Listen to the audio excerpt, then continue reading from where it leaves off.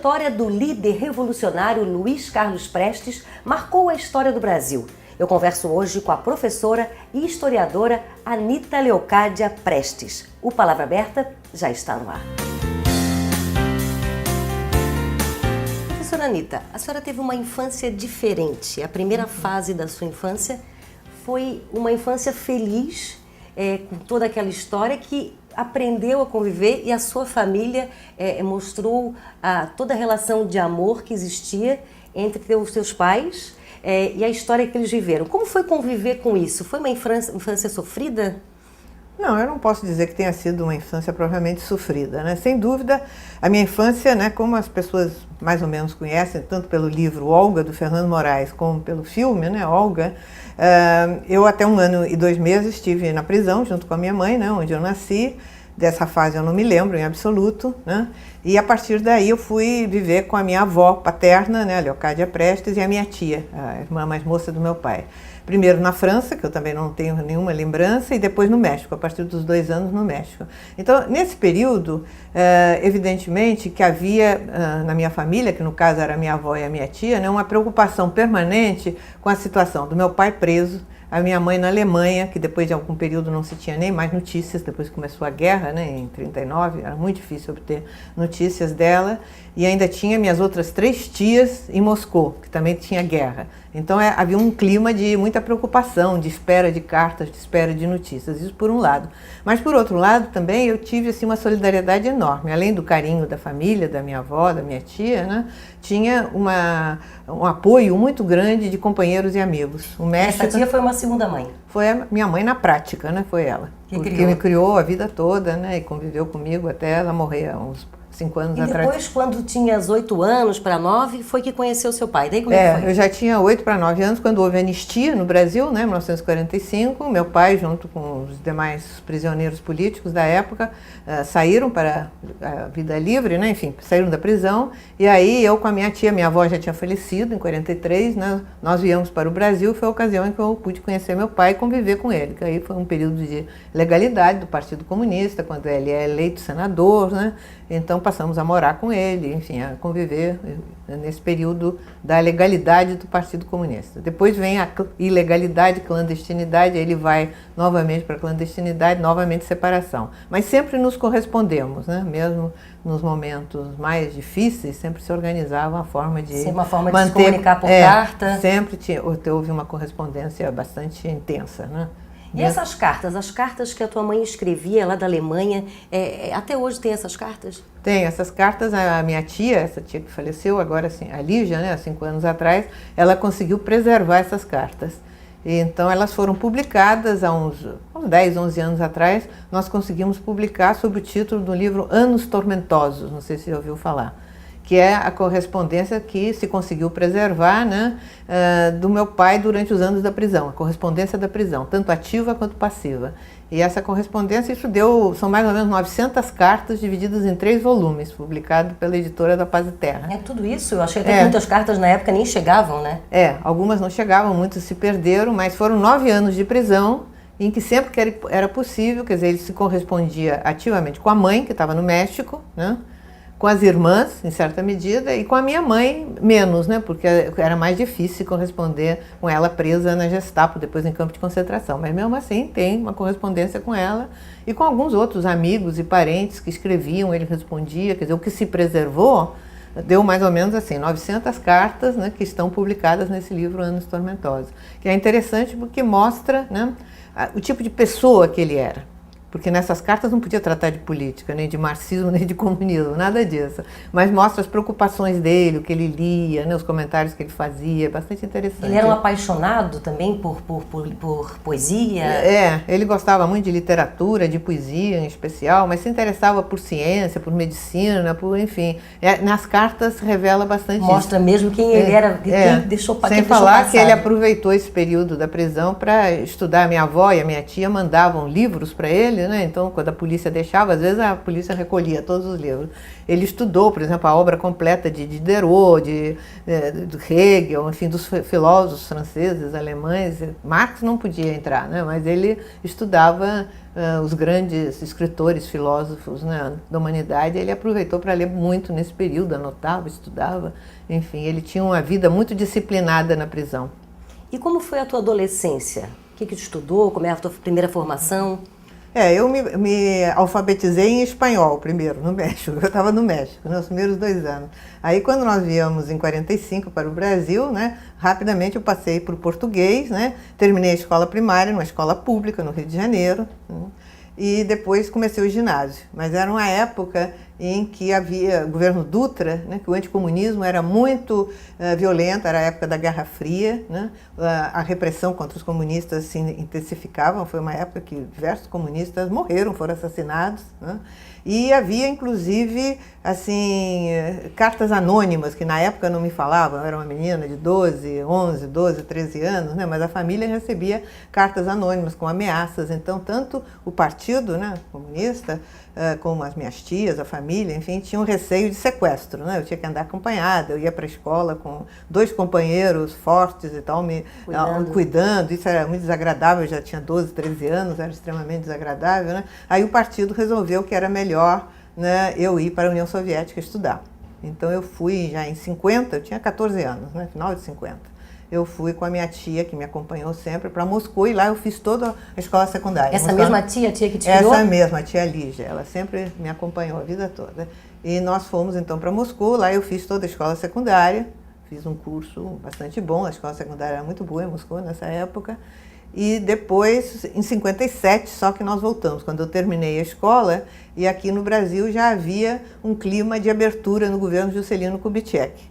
E tanto que logo depois, no início de 58, foi revogada a prisão preventiva que existia contra todos os dirigentes do PCB, inclusive contra meu pai. Então ele pôde sair para a legalidade, aí passamos novamente a conviver, né, e a viver uma vida mais normal. Uma vida mais tranquila.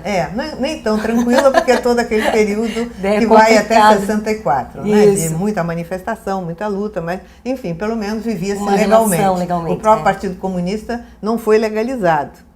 Mas os comunistas atuavam legalmente sem poder organizar partido. E depois? Então, depois é que fez o curso universitário? Qual foi o curso? Aqui no Brasil, aí eu me preparei para a universidade, né? Fui cursar Química Industrial, que era o que me interessava, né? Cheguei a fazer estágio na Petrobras, eu pretendia trabalhar na fábrica de borracha da Petrobras, ali no Rio de Janeiro, no Duque de Caxias, mas veio o golpe. Em 64 teve o golpe, eu estava no último ano da faculdade, e aí todas as portas se fecharam. Inclusive o pessoal de esquerda que existia na Petrobras foi todo mundo expulso, né? Caçado, expulso. Então fecharam para mim, se fecharam todas as portas, eu me formei, mas não consegui emprego na profissão de jeito nenhum. Enquanto isso eu estava sempre atuando no Partido Comunista, né? Eu fazia parte do movimento estudantil no Rio de Janeiro, que era muito ativo. E aí com o golpe eu continuei na atividade política, né? Ainda consegui uma bolsa de mestrado para sobreviver, até uma forma de sobreviver, porque trabalho era impossível, não arrumava trabalho. E com essa bolsa eu ainda sobrevivi durante 2 anos, e depois também a repressão começou a se acentuar. Eu respondi IPM da Uni, da Faculdade de Filosofia, enfim. A repressão era grande, embora eu não tenha sido presa, mas fui chamada para depor na polícia, né, em EPM. E, enfim, nesse clima eu acabei me dedicando só à atividade partidária, clandestina. Sim, foram anos difíceis, de muita luta. Muita luta, clandestinidade. Aí eu até me mudei para São Paulo, que até eu morava no Rio, e em São Paulo eu fui participar da atuação clandestina do partido, principalmente na área de educação, né? Eu era responsável pelo trabalho de educação do partido em São Paulo. E o teu convívio com o teu pai, com Prestes, nos anos 80 até a sua morte em 90, como foi? Eu assessorava muito o trabalho dele, né? Enfim, militava junto com ele. Foi aí que surgiu a primeira obra, o primeiro livro, depois que ele faleceu em 90? Não, o livro já foi preparado antes, foi a minha tese de doutorado. Então, durante os anos 80, né, eu fiz essa tese de doutorado que foi defendida em 89 na UF. Eu fiz doutorado na UF. E aí com a assessoria dele, eu justamente escolhi esse tema Coluna Prestes, porque eu tinha preocupação que ele já estava com muita idade, com mais de 80 anos, e não queria escrever, né? Ele dizia que não era escritor, não queria escrever, e tinha uma memória espetacular, principalmente a respeito dos acontecimentos da coluna, né? Coluna Prestes.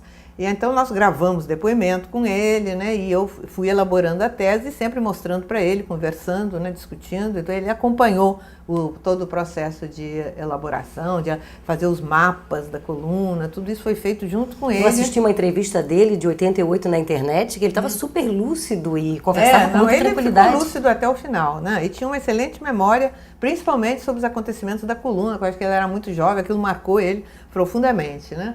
E depois foram outras obras, vieram mais alguns livros. Depois outras obras, tem vários livros publicados, né? E o filme Olga? Assistindo o filme Olga, tu fizesse parte da elaboração do filme. Na verdade, ele foi muito mais retratado o lado romântico da relação dos teus pais do que a política em si. Como foi a tua relação com o filme? Olha, o filme foi o seguinte, a roteirista do filme, que é uma moça bastante interessante, a Rita Buzar, de São Paulo, né? Já fez roteiro de vários filmes, nos procurou a mim e a minha tia Lígia, que ainda estava viva nessa época, com o roteiro. Nós demos opiniões a respeito do roteiro, mas depois, pelo visto, essas opiniões não foram muito aceitas pelo diretor, né, o Monjardim, o Simão Monjardim, porque eu vi declarações dele, inclusive na imprensa, dizendo que a ele não interessava, ao fazer esse filme, nem a história do Prestes, nem política, que ele estava interessado somente na história de amor que ele tinha achado muito bonita, a história entre Olga e Prestes, esse grande amor. Então, realmente, o filme ficou um filme assim mais romântico, né, em que a história foi posta meio de lado. Meio de lado, não foi tão evidente. Não foi tão evidente. Tem algumas coisas que nós tivemos assim posição crítica, tanto eu quanto a minha tia e também alguns outros parentes e amigos mais próximos, né, que poderia ter mostrado mais, por exemplo, a campanha Prestes pela libertação dos presos políticos, né? Isso. E o final do filme a gente achou também que ficou um final muito pessimista, porque o filme termina com o assassinato dela em câmara de gás, né? O filme termina assim. Mostra ela dizendo que queria viver, né? E vai morrendo. Mas fala aquela frase, né? Eu luto pelo bem, eu luto pelo justo, pelo bom. E pelo justo e pelo melhor.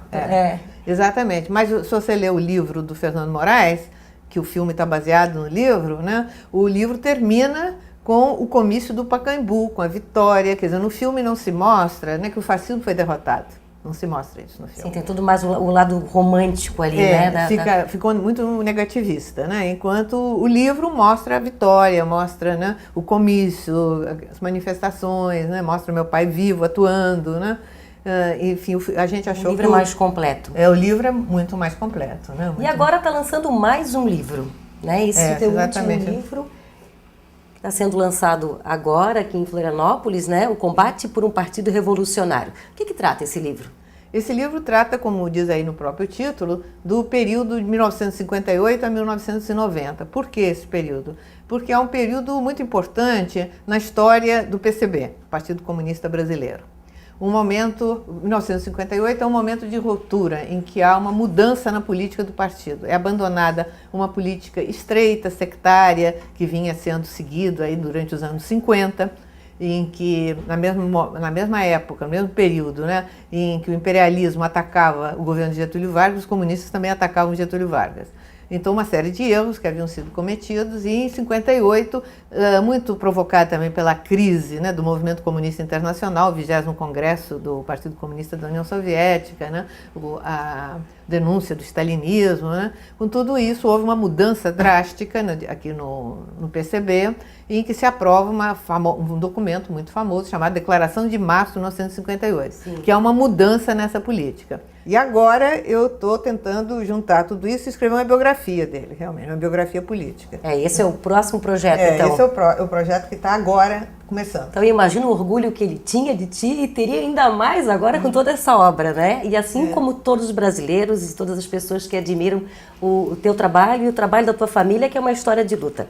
Olha, muito obrigada pela entrevista, foi um prazer e um orgulho te conhecer. Eu que agradeço muito e gostaria também de agradecer a oportunidade, né, que o deputado Amaury Soares está proporcionando de organizar tanto o lançamento do livro, que vai ser amanhã, né, como toda essa atividade que eu estou desenvolvendo aqui em Florianópolis. Quer dizer, o deputado é um grande amigo e um combatente também. que segue o exemplo do Prestes, participando Obrigada. das lutas aqui.